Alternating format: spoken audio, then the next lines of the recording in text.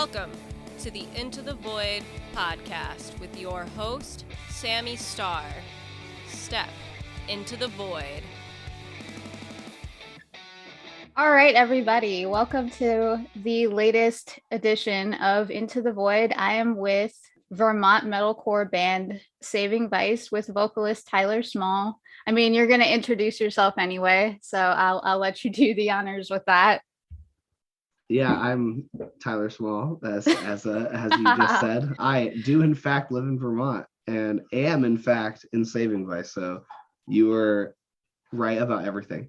So don't feel bad. I just didn't want to take away. No, I don't like announcing myself. I prefer that someone else does it. Like I never got like mad points for my last name when I was a child. So I'm not like a big person about yelling like, this is my last name. It's like, and then you meet me and I'm like 6'3", and it just makes it a whole thing. It's like having a really buff guy named Tiny.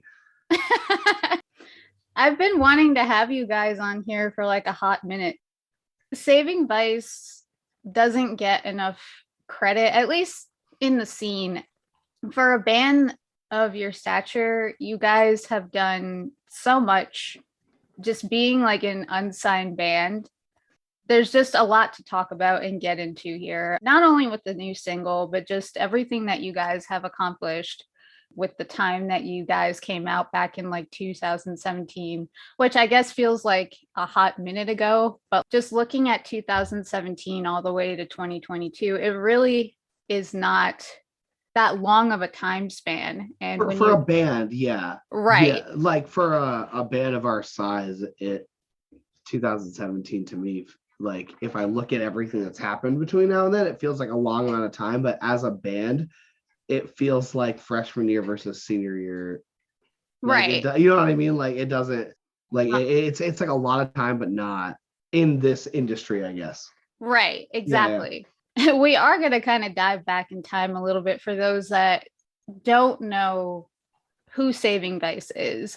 What initially started Saving Vice, and what was the scene climate back then? Because I know you guys started making music back in 2017, and what initially got you guys to start turning into like doing music? I know this is like going back. You're going deep. I mean, like I've obviously been asked this question so many times, and like I didn't start the band, but I tend to be usually the person getting asked that question the most. Ironically, like Robbie, who's like the least face of the band as far as like the interviews and the social interaction, he initially started and founded the band when he was in college. So he obviously is from Vermont. He's younger than I am. So he was going to St. Michael's College. And I've tried to perfect this over the years because so much ridiculous shit happened in such a short amount of time. That's also key to like how we got here, but I've had to try to condense it. Robbie was in college, started the band, found some people on Craigslist. Chase was one of those people at the time. I know like vaguely who Chase was because he grew up in the same neighborhood and went to the same high school that I did. He was like years behind me though. So like I used to see him walking around the neighborhood, but I didn't know him. Which is funny. None of us knew each other. And that happened. I have my whole backstory, which is a story for a whole other caller conversation. But for whatever reason, Chase knew who I was based on my past music stuff that I had tried to do. And the band had just started out. Like Robbie had just kind of gotten into metal a couple of years ago and started playing guitar, but he's just one of those people that he just like can learn anything in 2 seconds. Like he watches YouTube videos. He now is a professional producer and he bought his studio gear and learned all that stuff like over lockdown. He falls asleep watching videos, learning shit. Like he just never stops absorbing information and trying to perfect things. And that's kind of like been the spine of the band all these years. He basically was putting it together, but it's like he had that raw skill and talent and intuition, but didn't know anything about the scene because he was so new to it. So it just kind of happened that they had hit me up to like do merch because they wanted someone to model their merch, but it's Vermont. And they were like, I don't know any alt edgy, whatever, emo, goth, metal, whatever person who would fit our aesthetic from around here. And Chase was just like, oh, Tyler Small, like, is the guy. We should hit him up. And Robbie hit me up about that. We ended up shooting the shit. And I had just been like not doing anything with music for a while and was like really missing it, and kind of saw the whole conversation as a chance to be involved with a band again. So I kind of in my head was like, oh, like maybe I can hang out with them and give them tips, or maybe I can like manage bands, because I've seen all this stuff that I know, which was all stuff I ended up applying to the band. But I think I just wanted to have a connection to the music scene again somehow. I was so self-defeated. I had it in my head that like I was never gonna. I tried my shot with this other band, it didn't work out. You're supposed to give up and move on now. But it like never stopped like bugging me. Eventually they ended up kicking out their other singer. At the time it was like Chase screaming and this other guy singing and sort of screaming, and they kicked him out. And Robbie was like, do you want to join the band? And I was like, no, because like I tried it. I was like, now I got this job and an apartment, and I finally have like kind of a stable thing, and it's Vermont. Like I just couldn't see how we could ever make anything happen where it'd be worth putting myself through that again, especially in Vermont where it's like it's like 1 in a million shot of getting out of this area, or 100%. Let alone blowing up still living here. Like if you manage to get out, that's one thing, and then actually doing anything notable within the state is like, especially in the music industry, I could count on one hand the national acts people might know from here. I was kind of just but I was like, you know what, I'll do anything to have a microphone again. You know what I mean? I'll play a bar show, whatever. I'll just like jump in the band and play for the summer and write some songs. I have all this shit I've written I've never gotten to use. At least maybe this will be like an outlet, and I can at least just do it and play shows again and have fun. So one thing came to another. I joined. We did this like little crap EP that some people still have, which was like some of the skeleton parts for some songs that became Colder Than Dark. We played that through 2017. We ended up opening for Devil Wears Prada, and that was kind of when I was like, oh shit, we like outsold Prada and merch. Like this is a real thing. Like this is like our fourth show. You know what I mean? I had finally started to believe in it a little bit and really think that, oh, maybe I am good at this. Like I thought I was, maybe I should be doing this. And then we met our manager later that fall. And that was when we all got together and decided like, hey, she was like, we have something here. You guys have this. Now that we know that and have the idea, we need to kind of like rebrand. And that was when we kind of like wiped the slate clean and came out with Exhale and recorded Colder Than Dark. So from there, it was like our first video got us on Warped Tour. And then we did like 2018, the final Warped Tour date, which is a big thing. And then we played iMatter Fest that year. Our first EP did, as far as we consider it, was like right behind The Word Alive the same day. It was like top 10 of the metal charts on iTunes. And it was like their first release.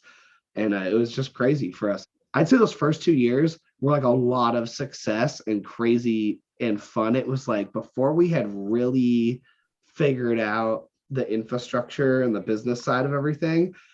And then like 2019 was like the first big downfall and all that. And we had like a lineup change with our first 2 guitarists. And that's when Kenjamin joined, and Robbie, who had been writing all the songs for the most part, switched from bass to guitar. And that has been our lineup ever since 2019. And then we kind of followed through with the album that we started writing in 2018, which was Endgame was the first song off Hello There. We dropped that and it was awesome. And then we had our huge sold out album show, and then COVID, chopped our legs off. So, and then we just spent all of COVID trying to figure out how to make use of the time. And like, so I got into like art and started doing our merch and stuff. Chase got Low Point going. Robbie started doing production. Now I have my clothing brand Reunion I'm starting, and that all started over lockdown. So, and we released like the Binary EP and the Bring Me to Life cover. And it was a lot of just spending money and trying to stay relevant without shows, because we had no idea what the fuck was going to happen. I'd say I don't regret anything we did. And it's hard because I can't even like wish COVID didn't happen, because COVID gave us so much that blew us up later because we had that time. We invested all of that time into building the band up from the inside out. Now we are here, with a couple new songs out, and we finally got to go on our real tour with Dropout Kings in the fall. Before Omicron came back and put us on another like 6-month hiatus. We got to go do a couple shows, and now we have Lil Xan tour coming up, and we're trying to pretty much catch lightning in a bottle with Hello There again with this next album, but hopefully actually get to tour on it. You know what I mean? That's probably like the most condensed version of the story I could give you though. That's like the really small version. It is inspiring because I firmly believe in having plans, but always keeping like your radar open. I made a post about this actually a few days ago where you can always have a plan, but I can guarantee you those plans never always go out the way you think they're going to go. Oh, yeah. It's fine to have plans and it's great to have a great direction in where they're going to go.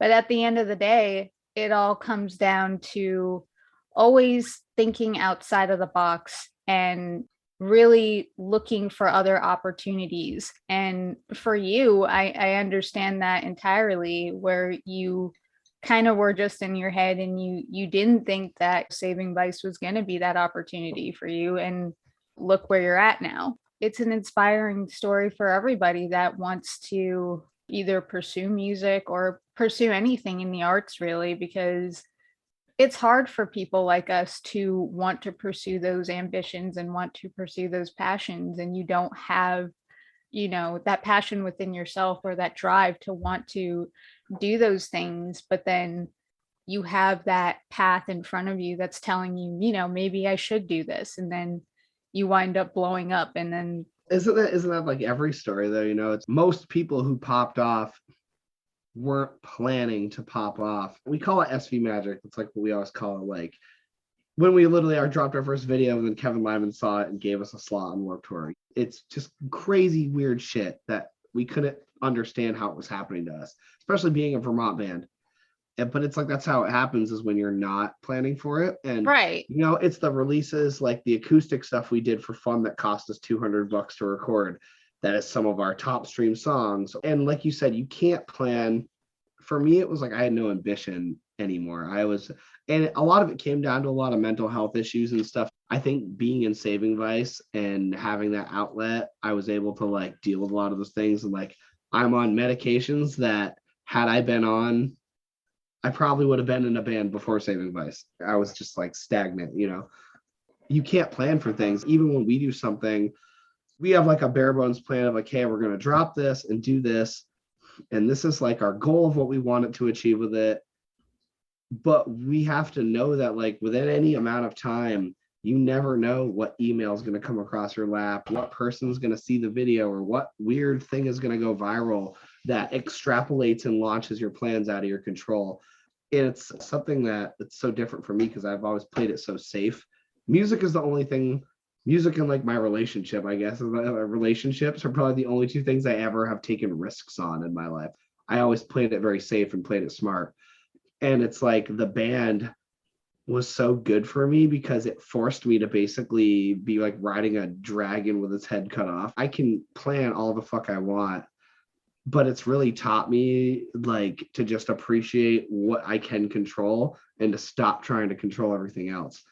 So because it's chaotic, like you have 3 different branches that in past that it could take at any given moment, and you kind of just learn to try to prepare for like the worst and best case scenario in whatever eventuality it can have. So it's like every time we do something or do anything, I'm like, this is the worst thing that could happen and the best thing that could happen. If the worst thing isn't that bad, like fuck it, it's like that's how we got here. 100%. I was in a similar situation. Like Robbie was definitely one of the biggest people that was at the forefront for one of my ambitions for doing what I do when it came to writing. He brought me up from being a writer, just a regular writer at Scene Daddy, to being assistant manager, to being co-manager for Scene Daddy when I was there before I had gotten sick. And he always told me, you have all the tools in front of you. You just have to be the one to want to pursue it and want it bad enough. That's so funny because that's like exactly what he says. You have all the tools you need. And like he kept saying that to me about like digital art. You have the skills, you just have to like take the time to do it.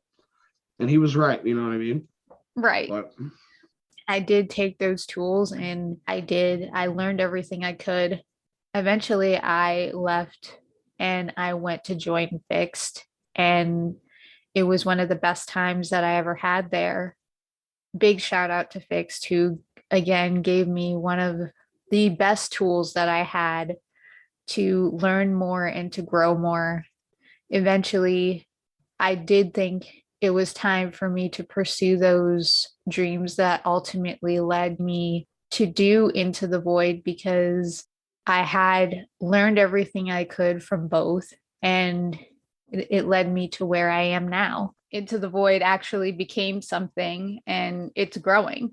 So I fully believe that ideas have a way of coming back around again in some way, shape, or form. I think it's the people that people you surround yourself with.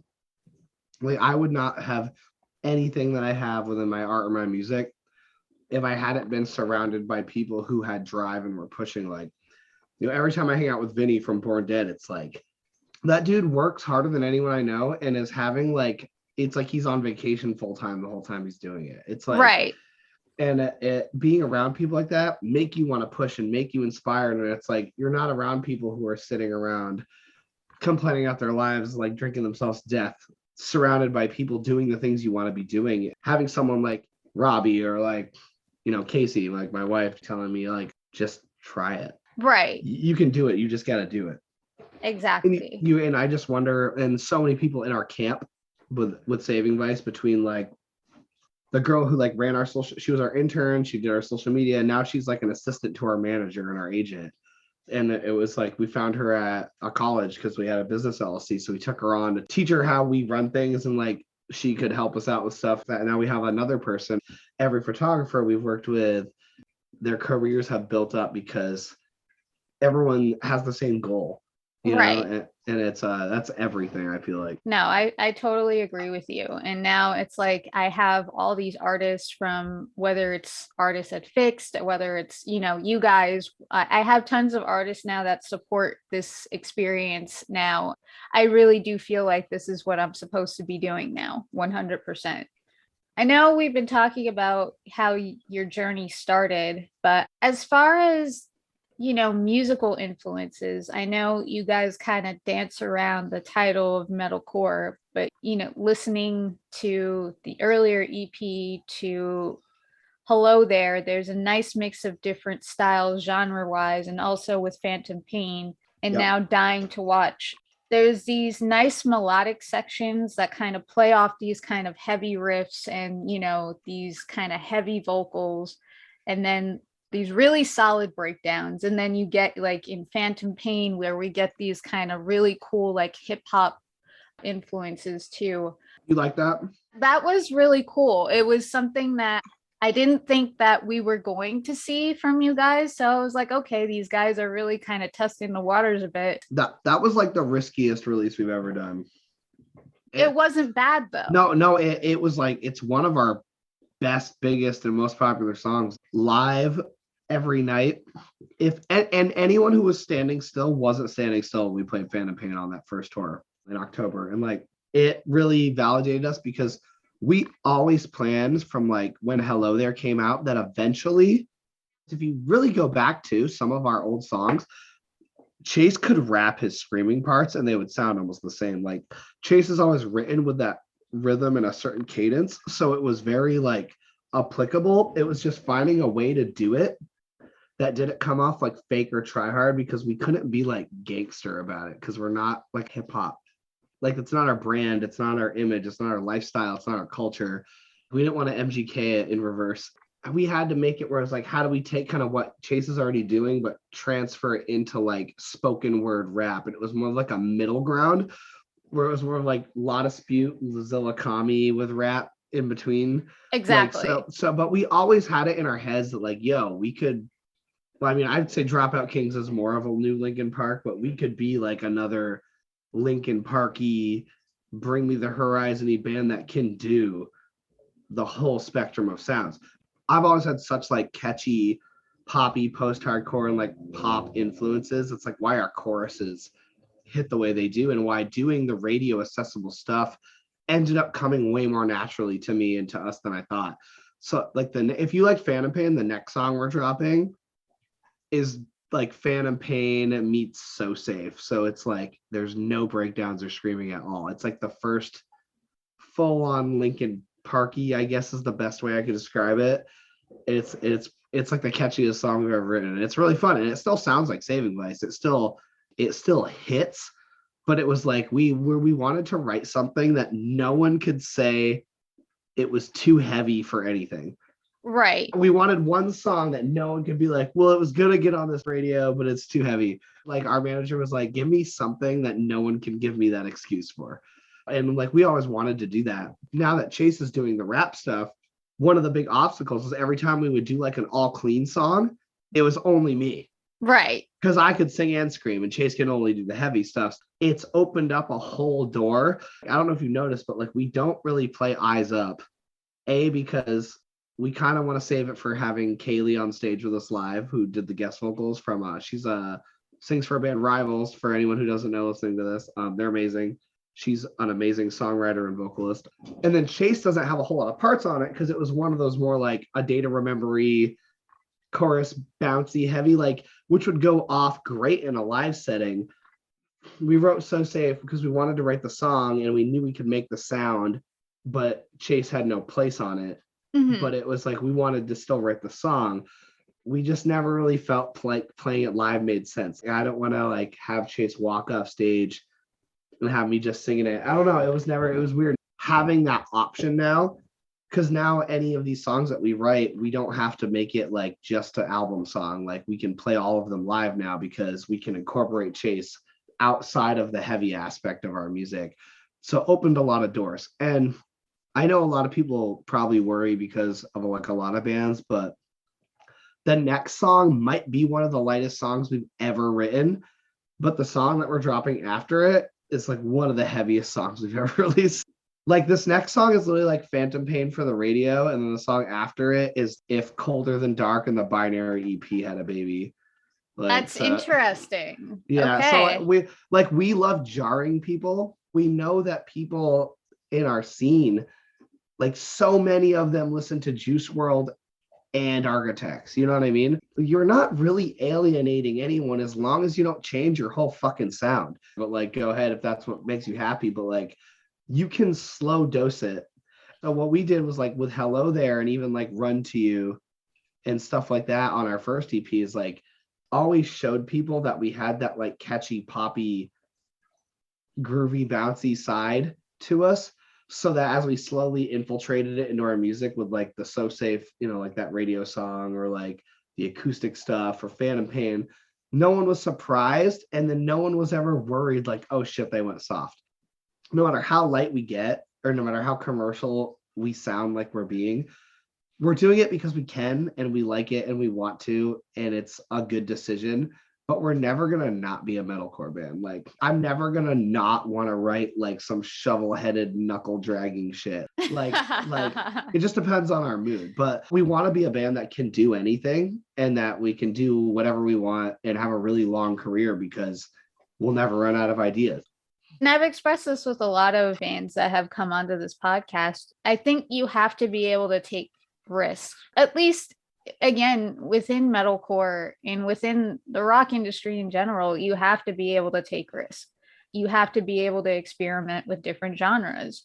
That's just the nature of where we are today. And you're going to have people that don't agree with that, and that's fine. In order to have a new sound or to be able to have something that's new and exciting without jeopardizing your sound, you're going to have to be able to play with different genres. You're going to have to be able to have something that's playing with different soundscapes. And to be able to do that, you have to be able to test the waters with different genres. That's just the nature of the beast.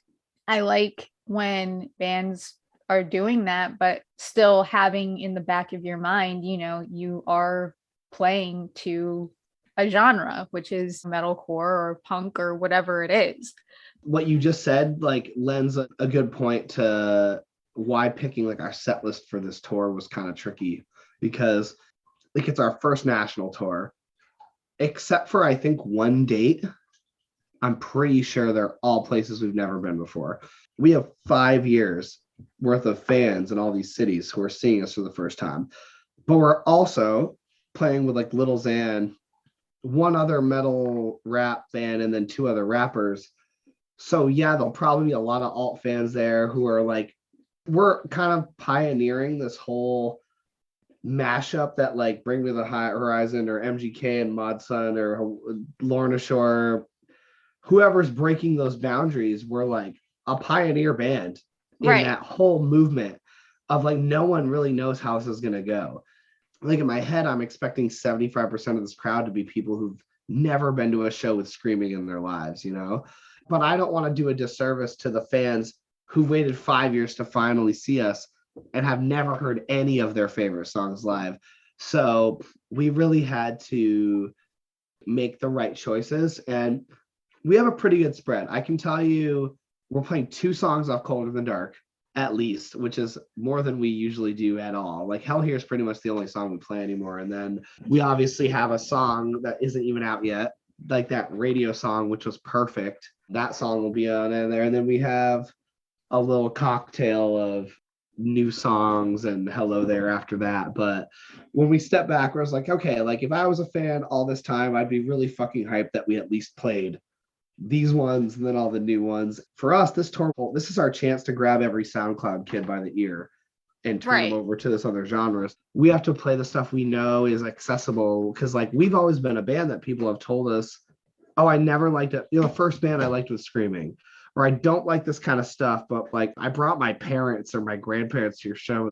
You can go to the show and jump and headbang and have fun, and like even during the heavy parts sometimes. I don't know if that came from like the pop influences or the combined creativity of the different people in the band who have different tastes, but we wanted to really make sure we were playing the songs that we know do that on this tour, while still not letting the fans down who like, they don't live in New England. They haven't seen us play Colder Than Dark 100 times. That might be old news to us, but that EP is brand new to 90% of the country who hasn't heard us yet.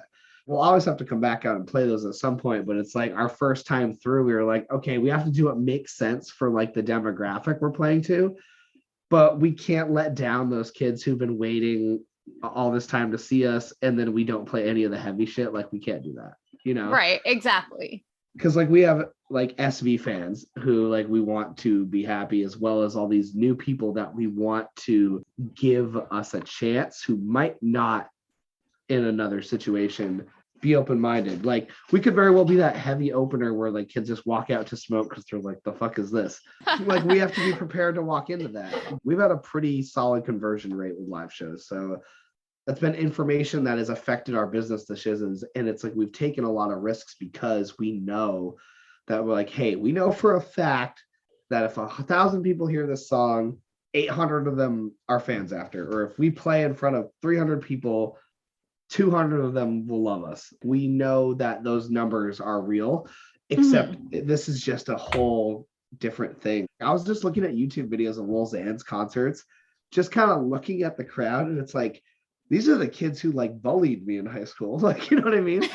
Oh no. Like there's like goth emo kids mixed in there too. It's really exciting for me because to me, I look at it as a chance, like Lorna Shore playing Lollapalooza. It is a chance for a genre where most of the biggest artists that we idolize, the average person on the street has never even heard of them. It's a chance when I see it, no matter good or worse, whether you like Lil Xan or don't like Lil Xan or don't like rap or whatever, what we are doing, I know is going to have a positive impact on our genre and our scene as a whole, regardless, because we are exposing an entire audience to this whole style of music. No other band in our entire genre has ever toured with anyone like Lil Xan. I'm trying to look at that as what it is. It's like, better or worse, we're doing something kind of crazy. Like, and it's also really something positive for the rock scene in general to be doing something with other genres, right? And I love multi-genre show. Like I grew up on that. I grew up like one of my favorite shows I ever went to, and this might date me a little, but it was 3 bands. They all had a great set list, and the 2 headliners had like 12 to 15 song set list. So it was sick, and it was literally Taking Back Sunday, Under Oath, and Armor for Sleep. Those bands would never be on tour together now. You don't see Neck Deep, Bad Omens, and like Hot Milk on a tour together, which is basically what that was the equivalent of. You know what I mean? 100%. Well, like most kids who liked Under Oath like Taking Back Sunday, even though they weren't both heavy bands. Like Taylor Barber from Left to Suffer, they're one of the biggest bands in heavy music right now, and he has like a side emo solo thing. I think that the barrier between the genres is all social. Right. I totally agree with you, where I feel like we need to start breaking barriers between the music scenes and really need to start mixing the genres a little bit more. And some of it is entitled. Like, I'm not one to like drag anyone to run their mouth or whatever. You know, I have my opinions, but like, it's safe to say MGK ruffles a lot of feathers, and people have good reason to be annoyed and pissed off. Right. For a lot of things that he's said and done to the culture. But as much as he doesn't give, he may not give anything back to the genre he kind of stands on the shoulders of, but he still got everyone who bullied goth kids wearing nail polish and calling themselves emo. That's a step towards, that's one bubble right there broken down, at least, was like, you got the kids who bullied kids for wearing nail polish to start painting their nails. I look at like how much of a thing, like a transition that is, that would never have happened when I was in high school. You know what I mean? And it's small steps. And then like one of those kids, you never know, like they could get that one gateway band. You know what I mean? It's that first band. They were listening to pop punk, and then they stumbled upon a post-hardcore band that was kind of pop punk but had screaming. And then you're like, oh, what's this? And next thing you know, you're listening to like breakdown bands. And all of a sudden you're into deathcore. Right. So exactly. It's like, I'm trying to look at it like I can't control whatever negative feelings I have about it. I'm just looking at it like Bring Me the Horizon and Ed Sheeran, Oliver Sykes just trucker kicked down a door for our entire genre. Then 100%. That's how I see it. Like if they can go to deathcore and working with Ed Sheeran, well, we have more radio friendly songs than Bring Me the Horizon does, and like on a lot of their stuff. Like it could be, they just made it seem possible for a lot of other people to do that, you know, and actually make a career. So many subgenres that put so much time, money, effort, and skill into their craft and often vanish with no notoriety or and are super underrated. I try to look at it as like, I get the gatekeeping mentality because people want to have something that belongs to them, that was theirs when no one else cared. But those fans have to remember that, like, hey, if you want your band to survive, you need them to have as many fans as possible. You need as many people to buy the records and go to their shows. It's when those bands let that fan base compromise their sound is when I think the gatekeeping comes from, like, people being afraid that what they have is going to be tainted or dumbed down for the masses that are bandwagoning it. Right. I feel like is a lot of the anxiety for some fans. Or it's just straight up like, oh, like they can't stand to see the fucking kid who was literally like torturing them on the internet sporting the same clothing and going to the same shows as them all of a sudden because it's socially acceptable. Like, that's a shitty feeling. But it's also like being like, oh, well, these people shouldn't have free college because I didn't have free college. Just look at it for what it is. Kids aren't getting bullied for what they're wearing because what they're wearing is cooler now. That's cool. That's a good thing, you know? And I've tried to like look past whatever skepticism I have and just try to see what all of this has done as a whole for the scene, you know?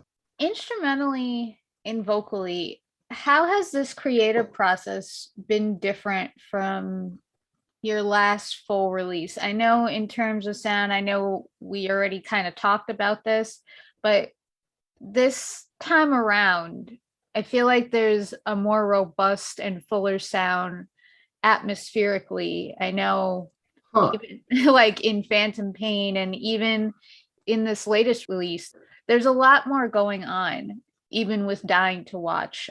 I feel like even there's a lot more melodic technicality liberties. You're taking advantage of a lot of that there as well.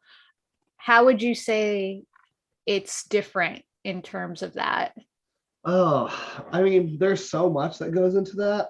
I think the main thing is we have fewer constraints as to what we can do.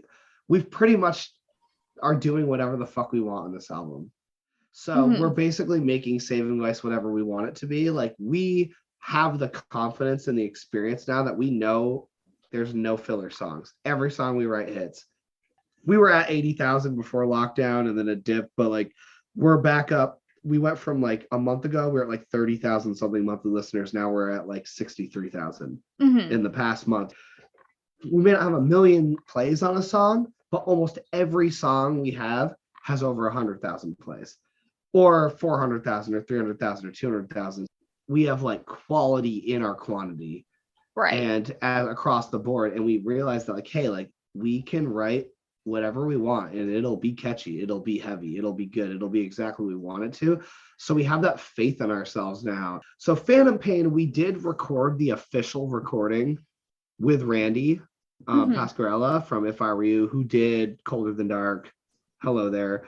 But we wrote and produced that entire song ourselves first. So everything you hear, except for the mixing and the recording production, we did on our own. We just like redid it with him so it sounded professional.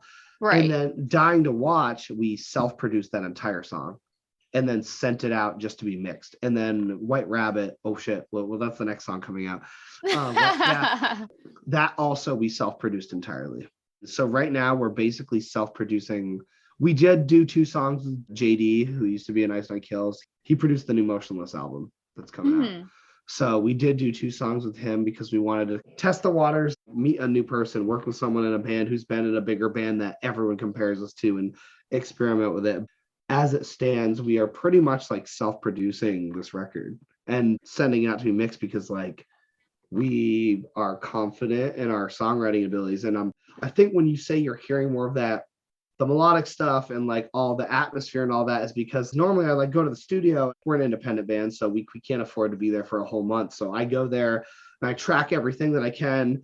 And then whatever time I have left, I try to like whisper in Randy's ear, be like, okay, sweet, I want like this kind of synthy here. And like, I want this build up and all that shit that I hear in my head when I'm writing in the studio. Like, I can't do all this stuff physically. I just have like the vision and the sound. Like, I hear like movie soundtrack shit in my brain. That's why our atmosphere on our albums and our live show, it's like a Star Wars space battle, because like we have that like booming crazy shit. And being self-produced, I have all the fucking time in the world to sit there, and I'm like pacing in the studio, smoking and drinking, and I'm like, oh, pull up this YouTube clip, this video game, there's this one fucking thing, and I'm like, that wow wow wow wow wow, like imagine that sound, but like with this melody.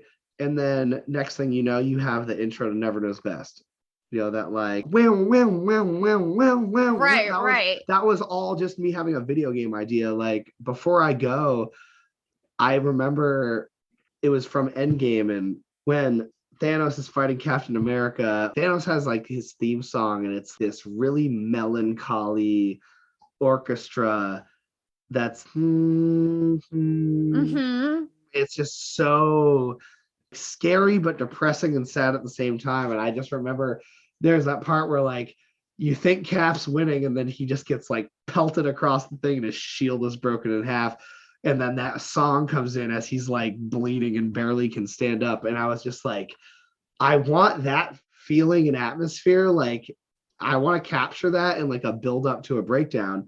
And so that was what inspired the whole Before I Go breakdown, where it's like, no one can say that I didn't earn this. And we have like the twins who are like on our album cover of Hello There are whispering, all that background whispering. It's them reading lyrics from Colder Than Dark backwards. Whispering. Yeah. Okay. So it's like them just like whispering like in shit in tongues while like that weird synthy string choir like is all moody. And I just wanted to give it that battlefield / you're in like a temple of the Sith in Star Wars, and you're hearing like voices from the past whispering, like, or like, you know, Harry Potter, he's speaking parcel tongue. It's that like it's like an echoing, booming whisper. That's what inspires me. All this stuff that you're hearing now is like, we do it in house. So we have all the time in the world to like nitpick and build and create our vision. So that's like, now our songs are just us. And I'm very proud of that. I listen to Phantom Pain all the time and I'm like, I can't believe like we wrote this. If I had heard this from another band, if Bring Me the Horizon had released Phantom Pain, it would have been the biggest song of the year. And I believe that. And I don't say that as like a cocky or arrogant thing. Like, I know for a fact if Spirit Box dropped Dying to Watch, it would have been one of the biggest songs of the year. I know that the quality's there. It's just we're not there yet. And that's what keeps us going, is that even when times are tough, when our money's down and we can't play shows, we believe in what we create musically because it's what got us this far. So having reasonable confidence in your product and trying not to like let it go to your head, it's like a challenge, you know. It's like you have to know your worth without being too high on yourself. 100%. I mean, this is kind of dipping into the other question of, we talked about like musical influences, and I feel like the video games and movies and, you know, anime play a large factor in a lot of the stuff that you guys create, because looking back at a lot of the singles and a lot of the songs that you guys create, there is this very big atmospheric quality that does play a hand in a lot of the songs that you guys create. In the live show too. Yeah, you know, exactly. Like, we tried really hard to think about some of our favorite songs to listen to are not good live songs. Broken Window did not go off well live as much as we would liked it to. We literally only played Broken Window at the Hell of Their release show. We've never played it since. And it wasn't because it was a bad song. It just didn't have the impact in the room. It didn't have the energy. It was like people were too busy like zoning out, disassociating, like listening to it because it's so ambient and vibey, right, that it was almost like kind of weird. And that happens. And that's something you got to think about. It's like a lot of bands forget to think about, oh shit, I know you want to sing this, this, and this, but like if you sing this and then it echoes here, like the crowd is going to sing that back. And right, that not only is good for you, but that's what people come for. Like people, when you make the fans feel like they're a part of the show, like there's nothing better than that. Because that was like, I was there. Like I want to give kids what I wanted when I went to shows, you know? No, I agree. And I do believe that having that atmospheric quality and that lyrical aspect and all those musical influences tying into whether it's a live show or whether you're listening to it on your headphones, it all plays a really big part in feeling that experience. And you guys do a very fantastic job, especially, like I said, with these last two songs, especially with Dying to Watch. I feel like you guys kind of hit it on the nose. And I kind of do want to touch on Dying to Watch, because when I say atmospherically, there's just so much going on here. It's a very beautiful song. There's a lot going on in the background on that song. Right. And we kind of did like a semi interview for this on Into the Void, where we did talk about what this song was about in the sense of like, you know, shattered personas and rewriting whole stories to replace something else. It is hard hitting because it's talking about essentially battling your demons within your own head and rewriting those things to kind of get through those memories. Even though we are talking about essentially fictional characters within a video game, you could kind of bring that into actual real life where you do rewrite those exactly things. Thank you. Every song we have with a reference, like Hollow Bastion, obviously Kingdom Hearts, Endgame, obviously Marvel, Dying to Watch. I've said this in a lot of interviews. It's like, okay, I'm going to write this song about this feeling, subject, or thing, but I'm going to associate it to a very similar situation within the fictional context I want to write about as well. So I can basically put like all those Easter eggs in there and metaphors. So any casual listener hears it and is like, I've totally blocked out and repressed and basically convinced myself of like, oh no, me and this person had a great relationship, but no, they actually abused me in my fucking, as a child, I blocked it out and erased it. Like people in real life go through stuff like that.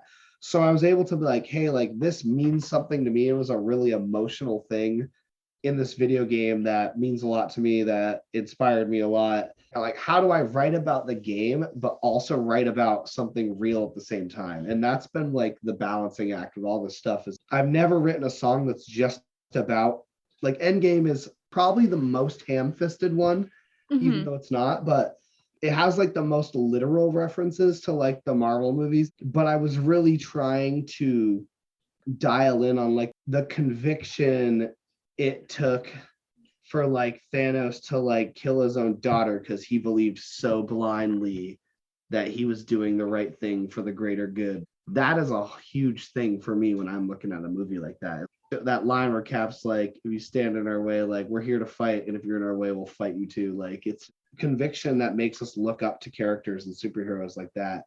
What it takes to do the things. Thanos thinks he's the hero, and so who's the hero? Who's the villain?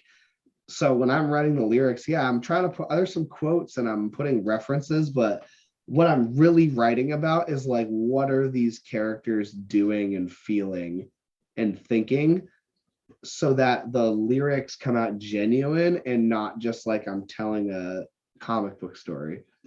I definitely felt that on a myriad of levels, because there is times where we don't want to deal with the realness of what's going on, and we rewrite reality at times to swallow the pain. I think a lot of people, when this song came out, did feel that in their soul, because like I said, even though we're conventionally talking about video game characters, there is that real element that plays into what we do go through in real life. There's what it means to me, and there's whatever it needs to be for whoever's listening. It's kind of how I look at it. Like I had someone who messaged us, I won't like say their name or whatever, but I don't know if they'd care, but they were like, that song really hit hard with me because of a thing I dealt with in a relationship and a personal thing. And like, when they heard it, they thought it was written about that subject. And I want that. I want it to be something I didn't even intend for it to be if it helps someone deal with their shit. There's like metaphors under metaphors because I want to keep it vague enough where it's like, oh, if you get it, you get it. But if you've never seen Marvel comics, superheroes, anything in your life, and you listen to Endgame just on the lyrics and the music and the emotion alone, you will feel or get something out of it and not know where it came from. And that's, I feel like, the trick to the walking that line where it isn't campy or not satirical, but like I try really hard to not pander. If I'm writing about something real, whether it's life, love, death, whatever, like I don't want it to be hypothetical. I want it to either be something I felt, something I've seen or witnessed, or maybe it was like, oh, I had a lot of female friends who dealt with this, so I'm going to write about piece of shit dudes like that. It's real because I witnessed it and I saw what they went through, so I can write from their perspective. It's not like I'm just talking out of my ass. It's hard to find that line. You don't have to go through something to write about it, but like a journalist does, or like you do. You just have to know what it's like to deal with that. Exactly. By learning from someone who dealt with it, and then you can make that message for people like that. In what ways did Hello There help you guys evolve personally as musicians? And outside of that, I know you guys again are transitioning into new singles now, and I know we somewhat talked about that progression already musically. And I know that is a big record for you guys. And I know COVID hit and all that stuff, and we didn't really get to dive into a lot of that. But even if you want to share how these new singles have kind of changed you in some way, how has that helped you evolve personally? I mean, I'll speak for myself. I'd say mainly it was like, Hello There, I learned everything about, well, not everything, because we did other stuff after with like Binary. Hello There was basically a chance for us to basically prove that we could create exactly the product we intended to. And every song, we hit the nail on the head with the exact vibe and style we were going through. The order of the songs, the transitions, from Eyes Up to Echoes from the Gutter, like that huge gap between those sounds. It let us set a precedent for the band where it's like, we are a band that is going to fucking take you on a roller coaster of shit, and you're not going to know what to expect, but you know it'll be Saving Vice. And that was what we wanted to do. And I learned so much about my range and my technique and like what keys I can sing in and what I wasn't good at and what I needed to be better at, and then made me really confident in what I'm capable of. So when we went to do like Phantom Pain and Dying to Watch, the studio process and the writing process for me is so much faster and more fluid because I just trust myself. I've had to break down a lot of walls between me and where I wanted to be to like do certain songs. There were certain songs on Hello that were in like G sharp minor, and I'd never sang in that key before because my comfort key is like C minor, C sharp minor, and that's what a lot of Colder Than Dark was. And I was writing choruses that I couldn't actually sing in this key. I had to like flex and stretch my voice. The chorus to Endgame or Phantom Pain was impossible for me to do when I first wrote them. Even the first time we toured, Phantom Pain was rough for me because it was so much belting and it was a high register in that key that had been a huge challenge for me. And like I had to learn to sing in all these different ranges, but now I have like my low, mid, high screams, and I know I can do high, mid, soft vocals and cleans, and I know how to find the notes, how to find the sounds. I know what my style sounds like. It's like I found my voice. So I basically like leveled up all of my shit and now I can go use it. I can't speak for everyone else, but I'd say like us as a band cohesively, knowing exactly how to work together to get the best product. A lot came from that too. But us being such a remote band, we're so far apart, we're trying to work more closely together on this album. So it's not as much of like, here's the instrumental, you guys write the vocals, here's the drums, we're done. We're trying to make more group effort stuff within our circumstances. But I'd say that was like the biggest thing for me was learning. We're only, I guess, going to speak about the metalcore scene. Being a band that isn't signed, I know you guys have made huge strides within your career. How do you feel that impacts you in the music industry, being in the metalcore scene? Do you feel that really matters to you? It's a good question. We don't give a fuck about being signed. Other people care if you're signed, right, is the issue.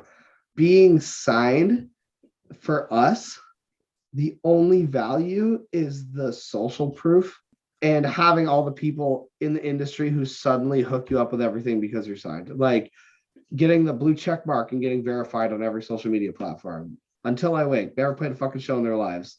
Dropped a couple songs, got signed to Fearless, boom, verified everywhere. Doing all the tours that, I'm not saying like, oh, we should be doing it, not them, but I mean like all the tours they're on are tours we would fit fantastically on, but our emails aren't getting read because we're not signed a lot of the time. So we've had to really build up our own reputation and our own team and like who we have for an agent, navigate that without having like the keys to sit at the big kids table where all of the wheeling and dealing happens. So like building those relationships and like kind of building social proof and proving yourself purely on your results. And the other big thing is like a label's like a bank, right? Mm-hmm. We don't have that money to spend because we don't have that money to borrow. But the payoff is every cent we get, we reinvest into the band and can eventually pay ourselves with because we don't split it with anybody except for our manager and whoever we have to pay to do shit on our team. Right. So it's like in the short term, it sucks because if we were signed, we would be on all of these tours and everyone would care because we're signed. Because we're signed, people are like, oh, now I should care about you. Like sometimes signing a band is polishing a turd. But it's literally like, look how good this turd looks now that it's signed. And everyone's like, oh yeah, I love that band now. Because they feel like they should care about them because they were good enough to get the label.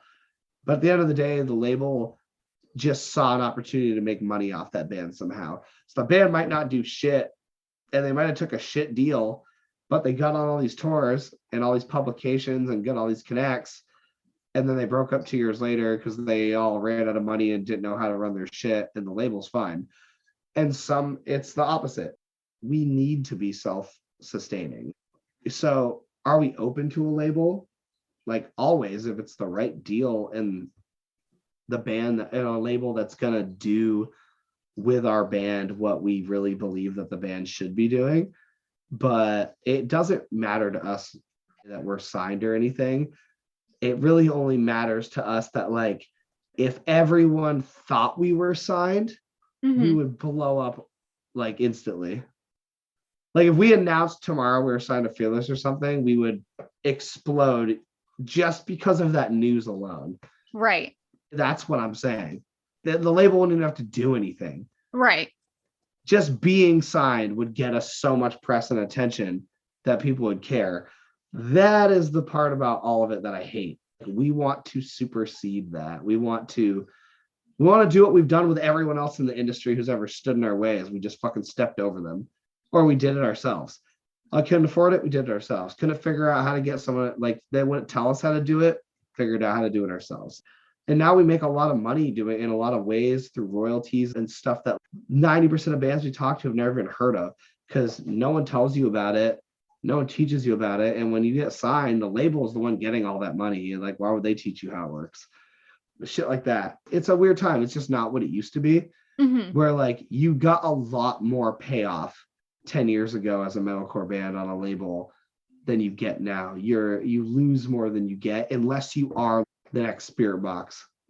So it really depends. And I'm not knocking labels as a whole, but it's a whole lot of old heads who have no fucking idea what's cool, what's in, or what's coming back, or what the next thing is. And they're grasping at straws, trying to emulate or hop on whatever trend they're seeing on TikTok or whatever, rather than just going back to the roots of, wow, if this band did this much without a label, imagine what they would do if we just like gave them a little push.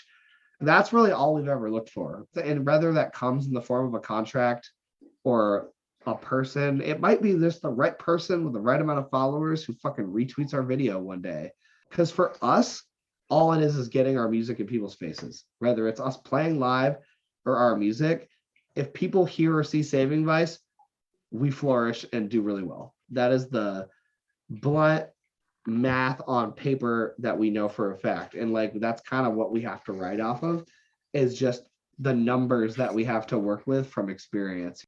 No, 100%. And like I said before, I think you guys have shown that you guys are one of the few bands in a broad spectrum of bands that are showing that you don't need to be signed to show that you have talent and you can get where you need to go by not signing on the dotted line, as people say. And you just need to not only learn your craft, but know the ins and outs of knowing what you're doing on your own. Yeah, I mean, and we're lucky because we have a team, right, where everyone's willing to put that time and work in, but it pays in dividends. It's burnt. It has come to a head more than once. You know, you don't see that on social media, but like, we have been burnt out to no end doing everything we do, but we did it so that we could sustain ourselves. There is something to be said about, you get that offer and like, you get on those festivals, you get to open those shows, you get in those publications, you get those tours. And if you are that band, maybe you pop off enough that it pays off for all the money you had to borrow or whatever, but like it might not. And if we can figure it out on our own, we're always going to try to do that. Right. Because then there's no like owing it on the back end, digging yourself into a hole where now you're all broke touring just to pay off the debt for the album. Right. Instead of touring to make a living, which was what we want to do. But there's been bands who like obviously are doing way better than us and even faster because they had the label to do all that. One thing I've learned about this industry is that however hype or big the band is on the internet, it's not going to matter when they break up because someone can't pay their rent anymore because they just owe the late. Like they may be blowing up and doing all these tours, but they're still broke as fuck because they're still just like paying off money they owe because they're still not making enough to pay off the opportunities that got them to where they are. And then that's why you see some of your favorite brands. You're like, how the fuck would this guy quit? Like this guy was on top of the world. It's all perception. There's people on the internet who think we're way bigger than we are because of what we've accomplished and because of numbers we have or what we've done or shows we've played. Being on tour with Lil Xan makes us look like a signed band. You know what I mean? Like how could an independent band, metalcore band done that? You know, there's perception, reality. I always like never want to pretend I know everything about the music industry, but I've seen enough from like other people to know that I don't want that to ever happen to us or me. So we're going to avoid that. I guess this is kind of going into my other question. If there is one thing that you could change about the music industry, what would that be? Oh, God. I guess I wish everyone could look at every artist and every song and everything they check out, listen to, see, whatever, and give it the same objective chance and criticism as they would anything else. Giving, like, if someone sends you, like, here's my new song I just recorded, and it's someone you give that just as much attention and seriousness as you do the new song you hear on the radio. Because if people separate that fucking clout shit and the who knows who and the who's where and where you're hearing it, and like they got on the radio, because it's suddenly you're putting value on something that might be just garbage just because of where it is and where it got.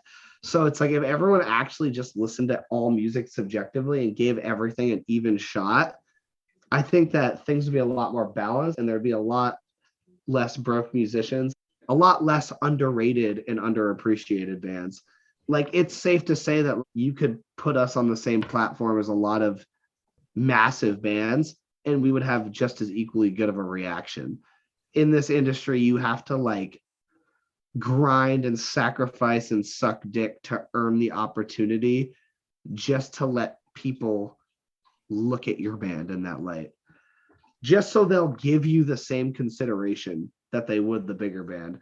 I just want people to like just listen to our music and not care how many listeners we have, how many likes we have in our photos, who we're signed, who we're touring with, whatever. Just listen to it. And if that's the fucking best shit you've ever fucking heard, tell everybody that. Like, you know what I mean? And then just let it go from there.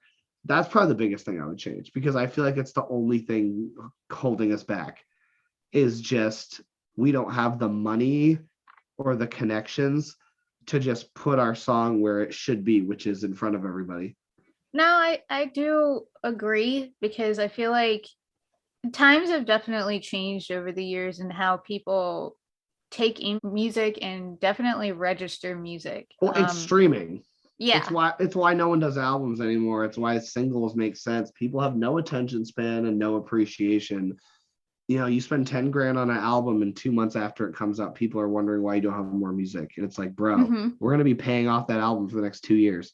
The streaming thing's been huge, because like it used to be you heard a song that you liked. You're like, oh, I really like this new band. Or you just went looking for new music and you would just, oh, here's some new CDs for fans of this. Or, oh, I really like this song, I'm going to buy their new album. And you went home and you had already spent the money on it. So you had that more ownership and investment in it because it cost you money. Exactly. So you really listened to the whole thing and really tried to love it and really tried to dig into it and tried to find a bunch of songs because you wanted it to be worth the investment. There's more ownership and attachment to it. It's like you didn't have the endless opportunities. You had whatever CDs you had. I think it's probably one of the reasons vinyl is popular, aside from the collecting aspect. People have forgotten how to put on a record and just receive it like you would watching a movie trilogy or a movie. Oh, 100%. It's attention span, and people are just jaded and spoiled, because now you can just listen to whatever you want and move on. But before it was like, I'm going to spend $10 on this album because I know I like this song and I hope this band's hype and I'll probably like a couple other songs. And sometimes it'd be your favorite album ever. And sometimes you just like 3 songs and the rest is filler. But that really didn't matter. It was kind of fun to be like, oh, I have these 3 CDs and I have no fucking idea. Now it's just like, it's like, I know how some people, like, I don't have a stance on this. I think porn is awesome, but it's kind of like how they say porn hurts a lot of relationships. It gives you so many options and endless access, kind of almost like an unrealistic amount of stuff, that it like almost like rewires your brain to not take it seriously or for what it is in the moment, because now you can have anything you want, so you don't really appreciate the real thing or anything anymore because it's too many options. It's like having 200 channels and you're just channel flipping on your couch. When people used to make do with 3 channels, the more you have access to, the more jaded and like less you appreciate everything. essentially that's what has happened with the scene now, in the sense of, and I sort of feel for everybody within the rock scene as a whole, because even though it's great to have all the tools that you have to succeed, to become a band, right? To be able to have the tools to put your music out there.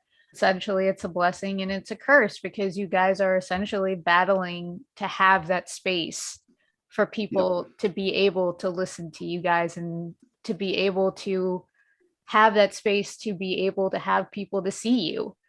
And it's hard. And that's why so many promoters get away with paying bands and exposure, is because if you tell a young band who's only played a couple shows that like, oh yeah, I'm not going to pay you, but if you sell this many tickets, you can open for Attack Attack. Obviously that band's going to take that option, you know, but it's like the fact that they have to jump through those hoops to a degree that's earning your, you know what I mean? Like every band has to do that. We sold tickets, we hustled, we spent more money to get to shows than we made. You know, we did all that shit. But at some point, after you build that rep, it can't be like that anymore. It's got to be like, look, like you got to put us on the show because we earned it and we have a draw and we deserve it and blah, blah, blah. Now stop dicking us around. I don't think that point comes fast enough. Right. There's a lot of bands who like get shafted on shows where they did all the heavy lifting. You know, but it's, we could talk all night about that. No, I agree. Yeah, so. And like, but I was, I'm like, oh god, it's 10:30. We shouldn't start talking about that right now.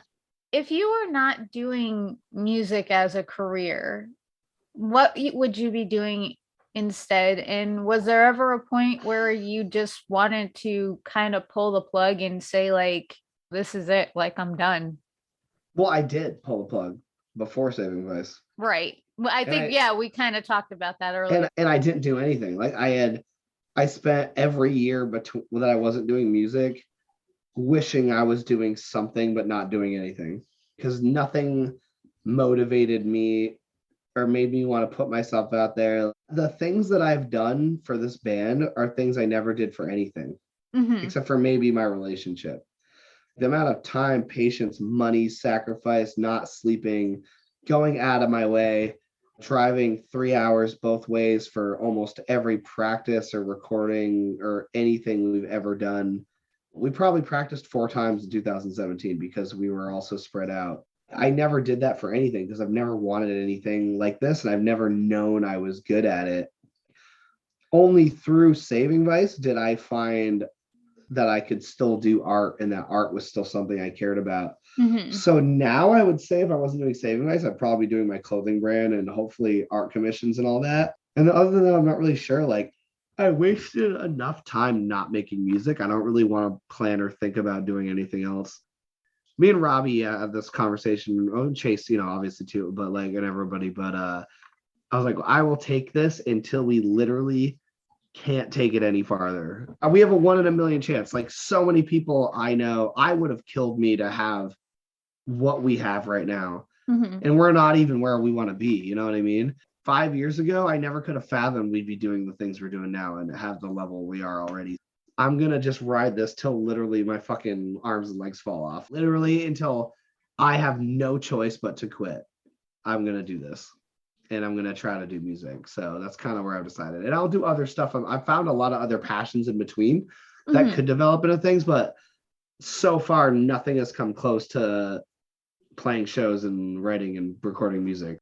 Except for maybe posing the action figures on the boxes where they take like that's my only other dream job. I want to be the guy, because I'm better than every guy who's ever done that in the history of toy companies.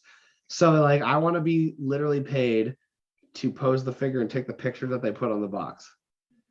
Like that is my dream job. So if I can't be a rock star, I want to pose action figures. That's my honest answer. So toy companies, if you're looking for anybody that wants to do a side gig, for somebody that wants to pose action figures and take the pictures, this is your guy right here. Just as like a side gig. We have your guy right here. Hasbro is who I'm trying to like get in with. Hasbro. Hashtag Hasbro. Yeah, all my fun money goes to sushi or Hasbro, I'm pretty sure. So it's like, yeah, I have like so many Star Wars and Marvel action figures. That was a big thing that got me through lockdown. When I wasn't doing music, it was just video games, manga, superheroes, movies, comic books.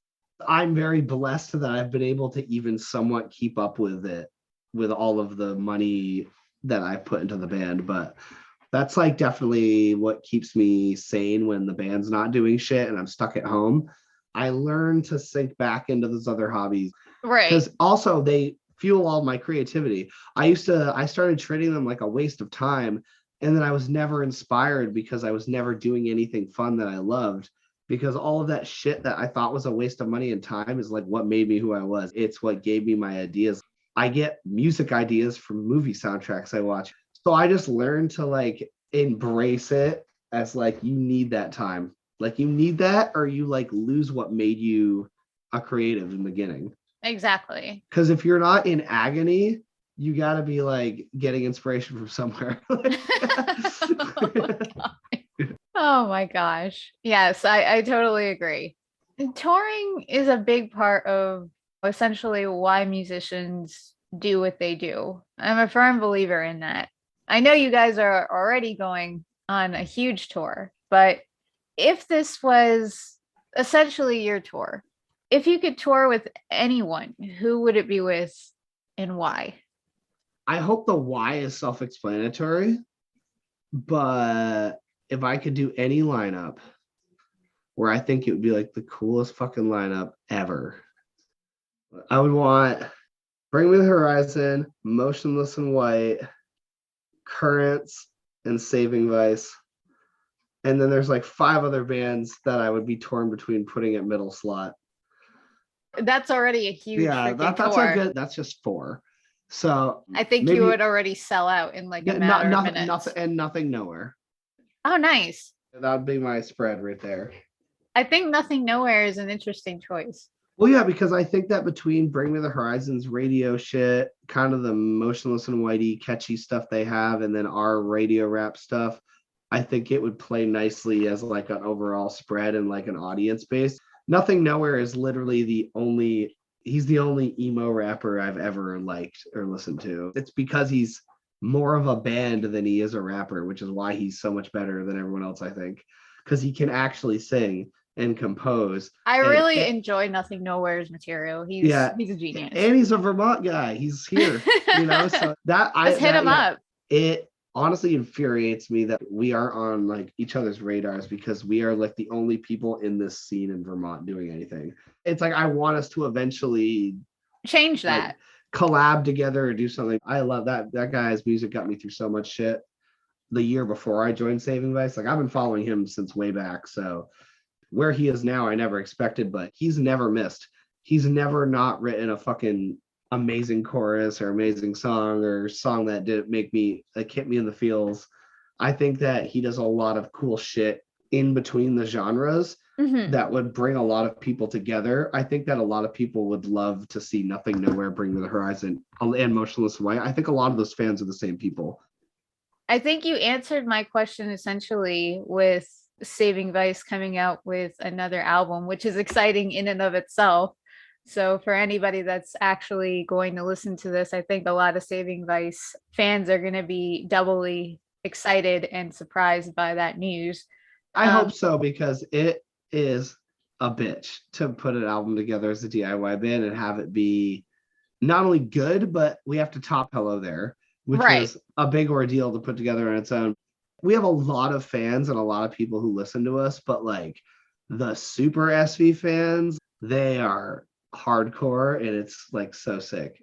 When we're writing these albums, like a lot of the times I'm thinking of them where it's just like, they're going to love every single fucking song on this album. If they love it, the rest of the world will love it as they need to. You know what I mean? We toyed with it, like with not doing it. And I was like, guys, we got to do, because this album is almost like the 3rd chapter in this like lore that we've kind of told through Colder Than Dark and Hello There. It would be like not doing Spider-Man 3.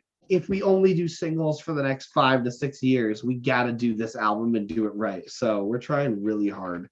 so far we got like about half of it Mm-hmm. recorded slash I'd probably say almost. We have like 4 or 5 more songs to write. It's literally like if you took all the best parts of just binary, hello there, colder than dark. You know, obviously the new sounds were incorporated and just perfected it all into one ball. So, and that's what we always want to do is just take everything everyone loved about us and keep doing it, but better. And then with newer, different stuff added in and Mm-hmm. introduced to it. I'm glad that there is going to be a more mature sound, a bigger sound essentially to what's coming to this. If you could collab with an artist on this new album, if it was on this album or any album essentially, which artist would you love to collab with if you had the resources to do so? My biggest one is Halsey. I would love to have fucking Halsey on a song. And then my runner-ups would be like Nothing Nowhere. There's a lot of vocalists. They're actually like almost all female vocalists actually that I like have been really fucking with lately. I really like, I can't remember her name, but the singer from Hot Milk. I love her. I would love to have her on a song. But yeah, Halsey, I think ever since she did that one song Experiment on Me that Bring Me the Horizon like wrote or produced or whatever, I was like, God, I just fucking want like a whole album of her doing that. Dude, I could write such a sick part for her on a song. And I know that she like grew up listening to bands like Bring Me the Horizon and stuff like that. So I know she'd like get it and fuck with it. And her voice is just so great. Like she's just cool. No, Yeah. she's amazing. If you guys could actually get that to happen, that would be so sick. Hey, I mean, I at this point I've never say never. Crazier things than Halsey being on a song has happened to this band, in my opinion. So anybody with enough money can get Halsey on a song, I think. I wouldn't know because I don't have the money. I know you guys are going to be going on tour soon. Kind of want to talk about that a bit. How has preparing for this huge tour been? We need a bigger trailer. That's been the biggest thing. Making sure that we have the right person to bring our like 6th person along to help out with merch and all that stuff. And for us, it's just a matter of making sure that we have every base covered because we can't afford for shit to go wrong. It's a big opportunity for us. We are like that opening band on the tour, so we gotta like show up on time and do our thing and just kill it and make a good impression. It's really just been a matter of making sure that everything's set up. We were trying to upgrade our kind of mixer setup, make sure that like the set list is perfect.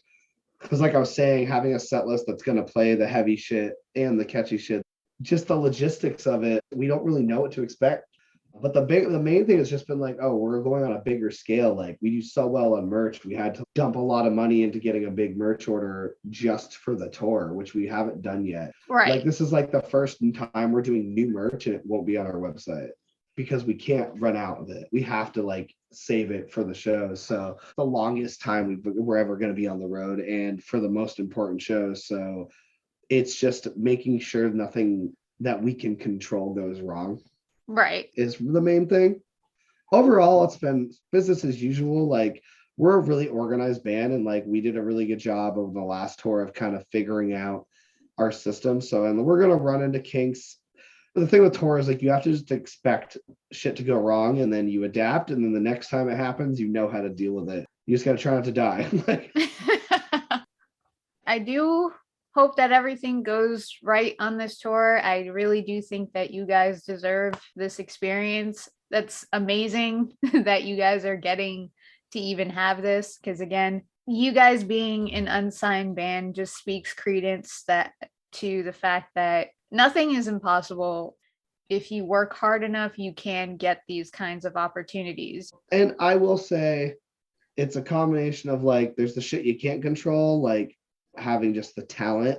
Mm-hmm. But if you have the right people who are all on the same page and they're willing to basically put the band first in a lot of shitty situations and put the time and money and suck it up when it feels like shit's going nowhere, wait for that next breeze to come that kind of like puts the wind back in your sails, mm-hmm. and just know that it'll come back even when you're down. Like that is, I'd say 50% of the battle. is, you know, just having everyone who's like not willing to give up and willing to keep pushing, even when you're not getting anything out of it yet. Because I don't think being in an independent band doing well is like an unheard of thing. Right. If you had been like, oh, Lil Xan's taking a metalcore band on their tour, we definitely would have been the last fucking band anyone would have thought it was going to be. So I'll take that for what it is. Me and Robbie, you know, we do a lot of stuff. Like I do vocal lessons and he produces and we do consults, but like we try really hard to work with smaller bands to teach them all this shit that we self-taught ourselves so they don't make the mistakes they made, and that they can not like skip the line. Like if everyone can have free college now, I don't give a shit if someone else used to have to pay for it. You know what I mean? This whole idea that everyone needs to suffer, like you have to pay your dues. You have to like eat shit for a while. You're going to take the shit shows, open the shows, sell tickets, like, yeah, that stuff. But if you can cut the line and not sacrifice money and time for no reason, like adapt with the times, you know what I mean? Right. Like, and we can teach that stuff because we taught ourselves that shit. So when someone was like, well, most bands have to do all this and this first, and we were just like, so we're just going to step the fuck around you and just go do this anyways. You know what I mean? Like that's what we did our whole career. People are like, well, you got to do A, B, and C and earn my respect. And then they're like, wait, where the fuck did you go? And I'm like, oh, we're already playing that show because you were just talking too much and I don't give a fuck.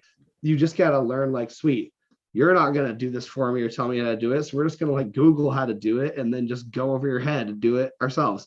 And if you can do that, you can pretty much do anything. Right. And that's not just in a band. You spend enough, like Robbie, you've taught me anything. You spend enough time on YouTube or Skillshare, you can pretty much do anything you go to college for. You just don't get the piece of paper that gets you the job. No, I totally agree. We don't have the paper as a band, so to speak. You see what I'm saying? Right. We didn't get signed, so we didn't go to college. So we don't have that. We might have all the skills and all the ability, but we don't have the notoriety. So it's like, that's the challenge.